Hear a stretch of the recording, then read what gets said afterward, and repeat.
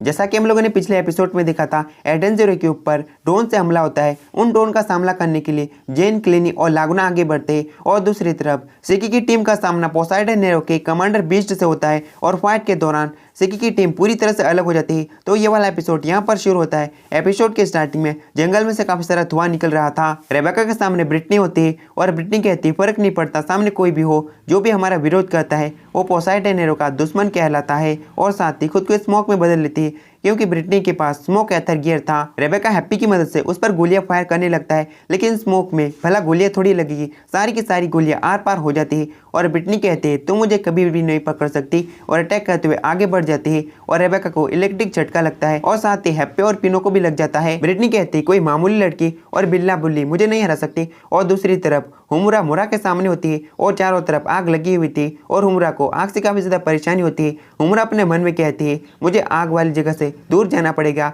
किसी खुली जगह में, तभी मैं फाइट कर पाऊंगी। और मोरा उसकी बात सुन लेता है क्योंकि हुमुरा मन में तो कुछ बोलते ही नहीं। मोरा कहते हैं तुम काफी तेज बोल रही हो, तुम्हें गर्मी से परेशानी ही ना, मैं तुम्हें काफी ज्यादा टॉर्चर करूंगा और मजे करूंगा। मोरा के पास ग्लू का एथर होता है। मोरा ग्लू के एथर से उस पर अटैक करता है, लेकिन हुमुरा कहते हैं वही क्या वही अटैक मुझ पर दोबारा काम नहीं करेगा और सारे के सारे ग्लू को काट डालती है। मोरा कहता है तुम तो कमाल के हो, तुम समझ गए, लेकिन मेरे ग्लू के पास एक और स्पेशल एबिलिटी है। और साथ ही ग्लू में आग लगा देता है और उसी ग्लू से उस पर अटैक करता है। वो सारा का सारा ग्लू हुमुरा की बॉडी से चिपक जाता है और हुमुरा की बॉडी जलने लगती है और वो चिल्लाने लगती है। मोरा को काफी ज्यादा मजा आ रहा था। और दूसरी तरफ सिकी ऑर्क से लगभग हार ही गया था।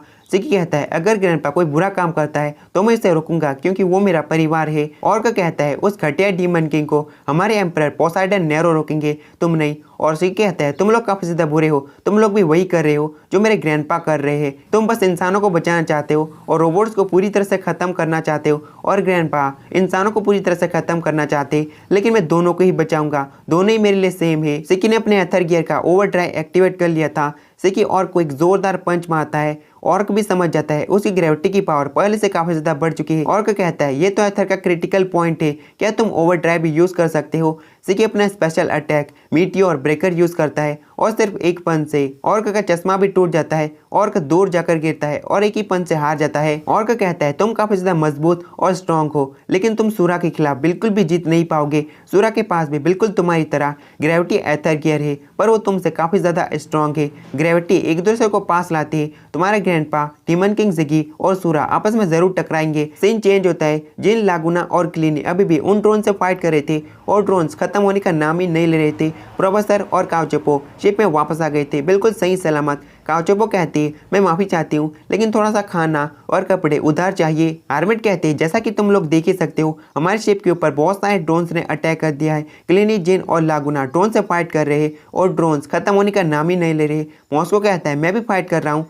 हार्मिट कहती है एक वायरस ने सभी रोबोट्स को पागल कर दिया है, अगर ऐसा ही चलता रहा तो वायरस फोर शाइनिंग स्टार को भी इफेक्ट कर देगा और हम लोग भी इसी तरह पागल हो जाएंगे, इसलिए जल्दी हम लोग को कुछ ना कुछ करना पड़ेगा। विच कहती है हाँ बिल्कुल, पिनो और हैप्पी भी बहुत बड़े खतरे में है, हमें जल्द से जल्द कोई ना कोई तरीका ढूंढना पड़ेगा और सबको ठीक करना पड़ेगा। हार्मिट कहती है इसीलिए मैंने प्रोफेसर वाइस को जल्दी से बुलाया। प्रोफेसर वाइस ही सब कुछ ठीक कर सकते हैं। प्रोफेसर कहता है अगर हार्मिट नहीं कर सकी तो मैं क्या कर सकता हूँ, शायद ये मेरे लिए नामुमकिन है। लेकिन हार्मिट कहते हैं सिर्फ तुम ही कर सकते हो। अपने स्पेशल एथर गियर की मदद से डीमन किंग जिगी ने वायरस को फैलाने के लिए एनॉर्मस सैटेलाइट सर्वर को सेट किया है और वायरस को फैलाया है। प्रोफेसर कहता है तो ठीक है, तुम एडन ज़ीरो की स्पेशल कैनन का इस्तेमाल करते हुए उस सैटेलाइट को तबाह नहीं कर सकती क्या। हार्मिट बताती है अगर सैटेलाइट को तबाह किया तो सारे के सारे रोबोट ठीक नहीं होंगे, हमें इस प्लेनेट को नॉर्मल करना पड़ेगा। डीमन किंग जिगी ने प्लेनेट के साथ छेड़छाड़ी की है, इसे हमें ठीक करना पड़ेगा। प्रोफेसर वाइस कहते हैं कि ठीक है, मॉडिफाइड करना ये मैं कर सकता हूँ। फिर सीन चेंज होता है।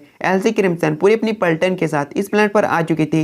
एल्सी क्रिम्सन कहती है मुझे काफी ज्यादा भूख लगी थी, इसलिए मैं इस प्लेनेट पर आकर टेस्टी खाना खाना चाहती हूँ, लेकिन यहाँ पर आने की बात पता चला बहुत सारे रोबोट गुस्से में, लगता है कि यहाँ पर पायलट का स्वागत नहीं किया जाता। ये सारे के सारे रोबोट देखने से काफी ज्यादा अजीब और अलग लग रहे हैं, शायद इस प्लेनेट में कुछ अजीब चल रहा है। उन्हें अपनी मर्जी के खिलाफ इंसानों पर अटैक करने पर मजबूर किया जा रहा है, लेकिन हमें अपनी फैमिली को बचाना है, अभी से मुझे ही करना पड़ेगा। एल्सी क्रिम्सन अपने एथर गियर को एक्टिवेट करती है। एल्सी क्रिम्सन के सारे साथी काफी ज्यादा एक्साइटेड हो जाता है और एक कहता है प्रिंसेस फोरेस्टा की एनर्जी को एब्जॉर्ब करेगी और उसे आर्मर में बदलेगी। गो एंड योगा दोनों ही शर्माए पड़े थे। एल्सी क्रिम्सन खुद को ट्रांसफॉर्म कर लेती है। एक बंदा कहता है प्रिंसेस के पास प्लेनेट की एनर्जी को एब्जॉर्ब करके आर्मर बनाने का एथर गियर है। जब प्रिंसेस ट्रांसफॉर्म होती है उससे मेरी नजर बिल्कुल भी हटती नहीं। गो एंड और लागुना कहते हैं उस नजर से उन्हें देखना बंद करो। एल्सी क्रिम्सन उन सभी रोबोट से कहती है सारी गलती तुम सभी की है, 7 स्टार के नीचे दबकर मर जाओ। एल्सी क्रिम्सन अपनी पावर से 7 स्टार को जमीन के ऊपर गिराती है उन सभी रोबोट के ऊपर और सारे के सारे रोबोट एक ही बारी में खत्म हो जाते हैं और जस्टिस भी फोरेस्टा में ही होता है। और जस्टिस कहता है मैंने एल्सी क्रिम्सन का एथर को महसूस किया है। विक्टरी कहता है ये एक न्यूट्रल टेरिटरी है, एल्सी क्रिम्सन अपने एथर को क्यों रिलीज करेगी। और जस्टिस कहता है चाहे कुछ भी हो जाए भले ही हम पोसाइडन नेरो की टेरिटरी में है, मैं एल्सी क्रिम्सन को पकड़ कर रहूंगा। फिर हमें रेबेका का सीन दिखाया जाता है। ब्रिटनी के अटैक से रेबेका की हालत खराब होती है और उससे भी ज्यादा पीनो और हैप्पी की हालत खराब होती है।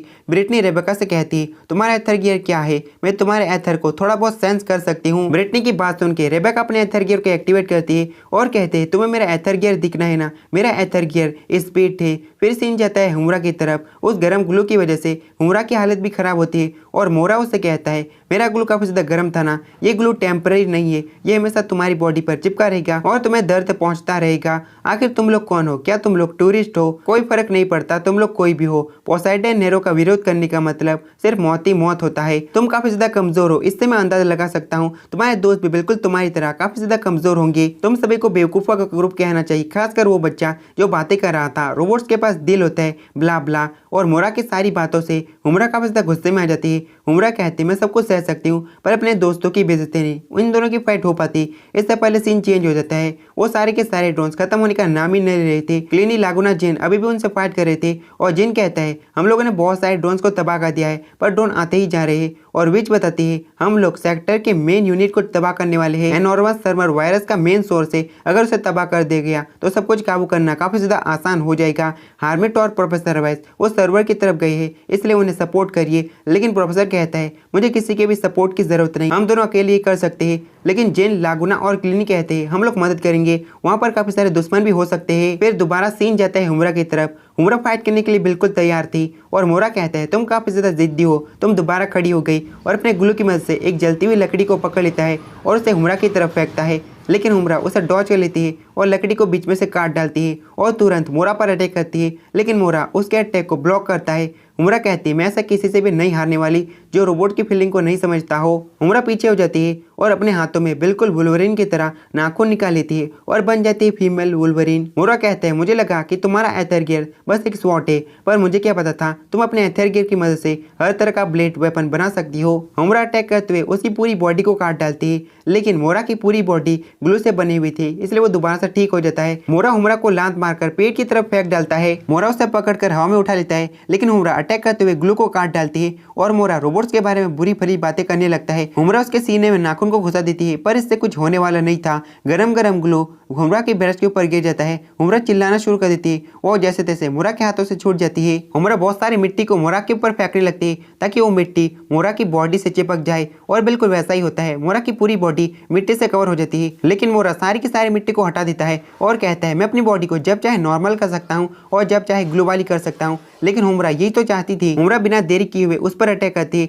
और नॉर्मल बॉडी के साथ मोरा वहीं पर बेहोश हो जाता है और बहुत ज्यादा गर्मी थी इसलिए हुमरा भी वहाँ पर बेहोश होने लगती है। लेकिन तब तक यहाँ पर सिकी आ चुका था। सिकी उसे पकड़ लेता है और कहता है जरूरत के वक्त पर दोस्त एक दूसरे की मदद करते हैं। लेकिन सामने कीड़ा आ जाता है इस वजह से सिकी वहीं पर गिर जाता है। उसके बाद हुमरा उसे घसीटते हुए ले जा रही थी और सिकी डायलॉग को उसी के ऊपर चिपकाती है। एक दोस्त थी एक दूसरे की मदद करते हैं। फिर सीन चेंज होता है। रेबेका ब्रिटनी के ऊपर अटैक करती है लेकिन स्मोक पर फिजिकल अटैक बिल्कुल भी काम नहीं करती। ब्रिटनी गुस्से से कहती मुझे तुम्हारे जैसे लड़कियां बिल्कुल भी पसंद नहीं, तुम बिल्कुल उसी की तरह हो जिसने उसे सीड्यूस किया था। रेबेका उसकी बातों को बिल्कुल भी समझ नहीं पाती और दोबारा उस पर अटैक करती है और बेवकूफ बनाकर वहां से भागते हुए कहती है मेरे अटैक तुम पर काम नहीं करेंगे इसलिए मैं भाग सकती हूँ। और भागते भागते उस जली हुई जगह पर आ जाती है। ब्रिटनी भी उसका पीछा कर रही थी। जैसे ही वो उस जगह पर आती है वो ऊपर जाने लगती है और रेबेका कहती है मियाको के स्टीम गर्ल चैनल ने बताया था गर्मी से स्मोक ऊपर की तरफ उड़ता है। ब्रिटनी कहते मुझे यकीन हो रहा तुम भी स्टीम गर्ल का चैनल देखती हो। और रेबेका कहते हैं मैं तो काफी ज्यादा हैरान हूँ मियाको कितनी ज्यादा फेमस है,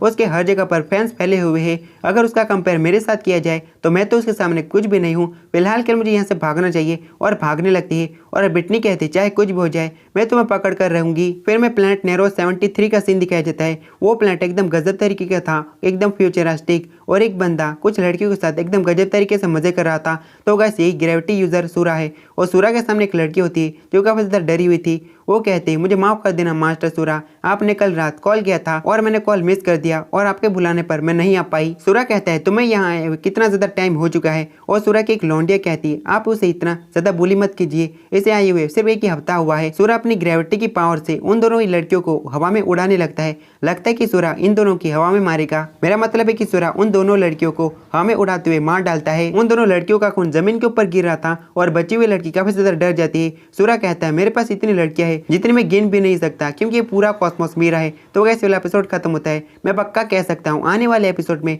सूरा रेबेका और उमरा को जरूर पकड़ेगा। खैर उस वक्त आने का इंतजार करते हैं और एपिसोड खत्म। मिलते हैं नेक्स्ट वीडियो में। Bye bye, tata, see you.